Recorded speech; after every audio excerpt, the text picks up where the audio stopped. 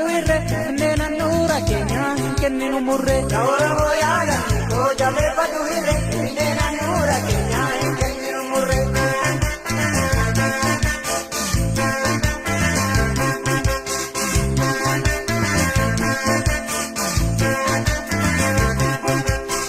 Yaa Oromoo yaa lammii koo Finfinneen kenninu yaa Oromoo yaa lammii koo kan duriitu ga'e yaa Oromoo yaa lammii koo jedhe ilmi Oromoo yaa Oromoo yaa lammii koo yuunivarsiitii yaa'e yaa Oromoo yaa lammii koo Oromiyaa mara yaa Oromoo yaa lammii koo walitti dhaammate yaa Oromoo yaa lammii koo diinaan falmaa jira yaa Oromoo yaa lammii koo wal cinaa dhaabbate yaa Oromoo yaa lammii koo jabeeffadhu irre inneen annuura keenya hin kenninu murre. yaa Oromoo yaa lammii koo jabeeffadhu irre inneen annuura keenya hin kenninu murre. Yaa Oromoo yaa lammii koo jabeeffadhu irre Finfinneen annuura keenya hin kenninu murre. Yaa Oromoo yaa lammii koo jabeeffadhu irre inneen annuura keenya hin kenninu murre.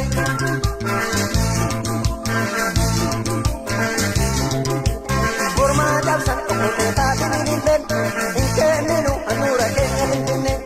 Hin faalmanna yoo lammi walii galee keenya Finfinnee yoomuu taasisa galee. Hin faalmanna yoo lammi walii galee keenya Finfinnee yoomuu taasisa galee.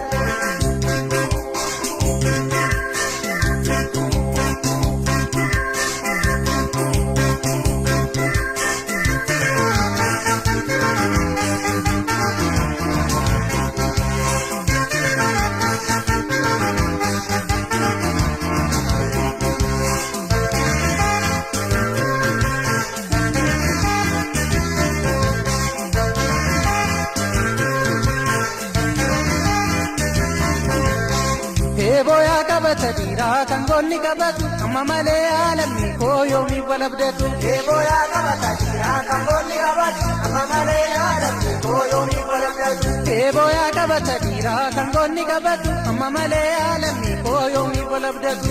Eebooyaa qabata dhiiraa kan goonni qabatu amma malee aalamni koo yoomii wal abdatu. Eebooyaa qabata dhiiraa Amboo fi Wallagga eebooyaa qabata dhiiraa Jimmas ta'ee hilu eebooyaa qabata dhiiraa hunduu walii galee eebooyaa qabata dhiiraa yoomuu dinaan hilu eebooyaa qabata dhiiraa Booranaa fi Walloo eebooyaa qabata dhiiraa Arsiis ta'ee Baalee eebooyaa qabata dhiiraa biyya gootaa ta'u eebooyaa qabata dhiiraa innis yoo wallaalee eebooyaa qabata dhiiraa kan goonni qabatu amma malee aalamni koo yoomii wal abdatu. eebooyaa qabata dhiiraa kan goonni qabatu amma malee